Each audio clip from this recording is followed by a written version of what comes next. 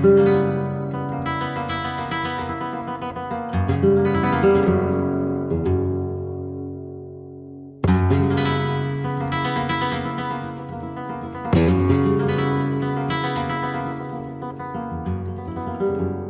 me a little bit of El Huracán. What started it all? Sure. Wow, that's a big question with two answers, I think. Okay. First answer is what started it is my just profound love of and obsession with the play The Tempest, right? Like I studied a lot in grad school, and I'm just fascinated by it. It's Shakespeare's last play, right?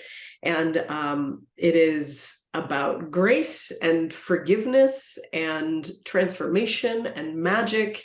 And it's a mystery play. You know, it's not classified as a pure comedy or a tragedy. It's somewhere in between, and sort of dwells in these big ambiguous questions about responsibility and kind of sins and what can and cannot be forgiven, and how we work through forgiveness, which is, I think, one of the most difficult and also the most critical things that we do as human beings, right? So I was really taken by the play and really moved by it. The combination of, it's a funny play, you know, it's got a lot of funny parts, and it's got a lot of really deep moving parts to it. And so that my love of that play really sort of was one of the sparks of it. And you know, I grew up in South Florida and in Miami, and lived through a couple of really big hurricanes, and was just thinking about the fact, the sort of metaphor of storms as these agents of change, right? And they kind of change everything about the landscape, and kind of, you know, with Andrew in particular, which this play is about, Hurricane Andrew, you know, it just demolished wide swaths of the city, and just the way that things had to be rebuilt afterwards, again, played into this metaphor to me about of this like destruction and repentance. And so there was all of that. And then the second kind of strand of all of this was, it's about something that happened in my family, which was my grandmother had Alzheimer's, struggled with like the last few years of her life, was living with Alzheimer's. I was very, very close to her, and watching her go through that disease, and was incredibly difficult on me and my family, and just everything that it brought up for us, everything that we sort of had to go through with it, was also really central to how I was thinking about the play, and what ended up being a part of the story.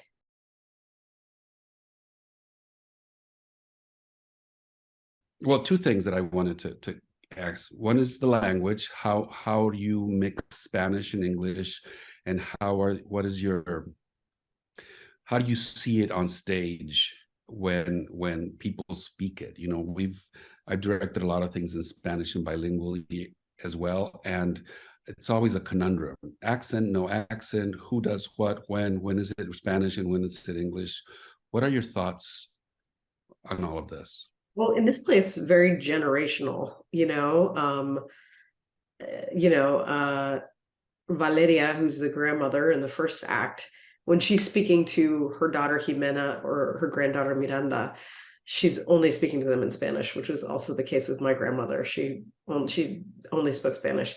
And then, you know, the next generation is Jimena, who I would say is like really 50-50 bilingual. And then there's Miranda, who I see a lot of myself in, who grew up speaking Spanish. It was something that was like a part of her life and part of her childhood, and understands it perfectly, but sort of has gone into this other world and doesn't speak it as much, and wants to communicate, and is stuck and trying to. And then in the second act, there's Miranda's daughter, Val, who was not taught Spanish by her mother, who has decided to teach herself Spanish from Rosetta Stone. So I think it's really sort of, it demarcates the different generations of women in this family, their relationship to it. And then it's interesting, you know, in theatrical production, some of it we translate and some of it we don't. And what I think is so interesting is that I know that the audience will still understand because of the context. And I think it's exciting to experience things and have language play. For people who are Spanish speakers, I think it'll have one meaning. And I think for people who aren't, it'll have a different one. But I think it's still emotionally resonant and will, I trust your direction implicitly. So I think that it'll work and be magical and exciting.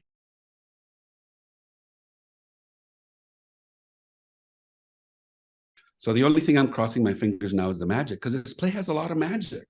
Why did you give us magic? Because of the Tempest magician, when I first went, the first time I went to Cuba, it was in 2009. I went with my parents, and we were going actually to bury my grandmother. We were bringing her ashes from Miami to Cuba because she said she wanted to be buried in Havana. So it was my first time in my life that I had gone there. And I met a lot of cousins and family members that I had never known before. But one of the other things that we did was we went and visited the Tropicana, like the original Tropicana in Havana. And it's just so beautiful. It's this big open air theater. And I started researching the kind of performances that were done there. There was magic shows, there was big bands. It was so lush and lavish. And so again, that like the idea of a professional magician, someone who can make things appear and disappear, kind of linking up with this metaphor of this disease, which makes things appear and disappear at odd times that feel totally unpredictable, right? So the magic, it's also a part of, it's a part of the Tempest originally, because Prospero is, he's a sorcerer. So he can make things, like create visions and take things away. And storms. So, what's that? Create storms. Exactly, yeah. So magic had always felt very central to the story from the very beginning. And it's exciting. I'm excited to see how it plays out. Like, it's a fun challenge.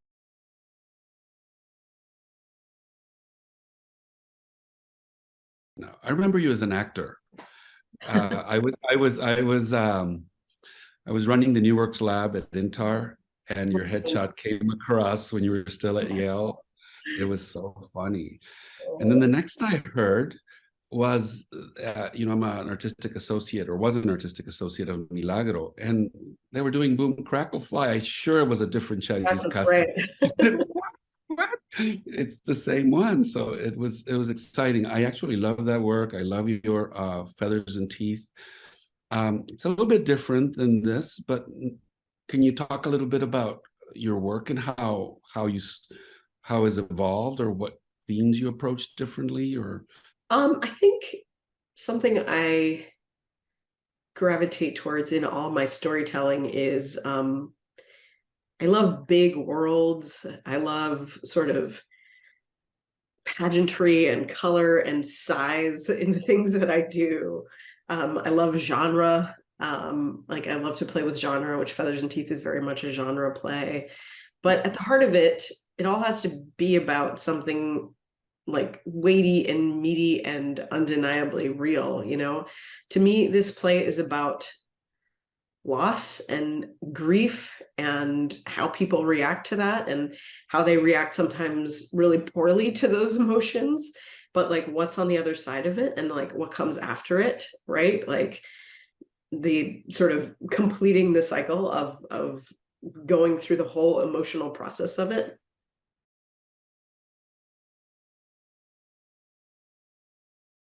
what do you hope audiences take away? Oh my goodness. Well, I think everyone's going to walk away with their own experience of the play.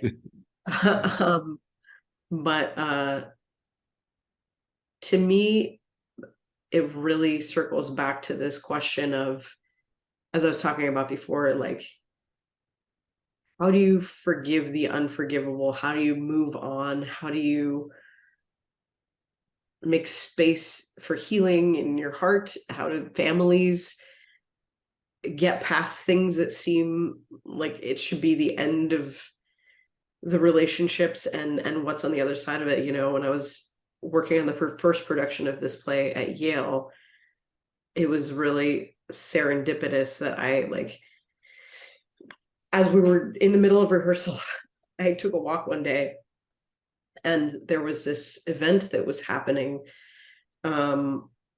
with some of the people who had survived and kind of lost family members, but like were surviving people from the church shooting that happened in Charleston. And they were speaking about their experience, which to me, I'm like, there's no possibility of redemption. There's no possibility of forgiving someone who would do something like that to someone that I loved. That's impossible. But they were talking about how their Christian faith demanded it and how they had sort of come through this process in their own hearts.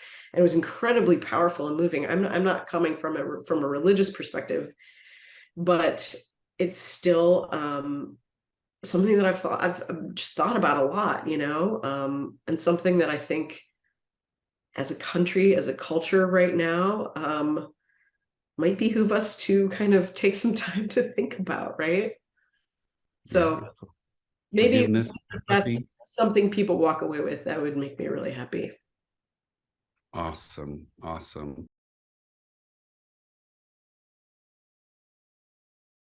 Anything you want to add to this conversation about the play that their audiences might enjoy peeking into?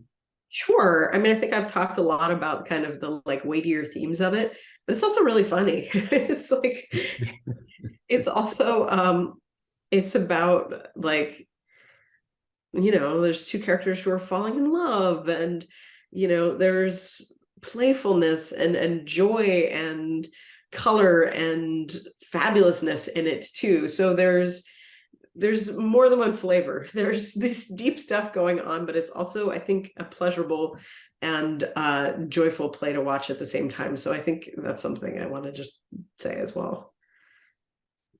Yes, I tend to agree. It's very, very fun to work on, and I enjoy the scope of all the elements that the play allows us to play with.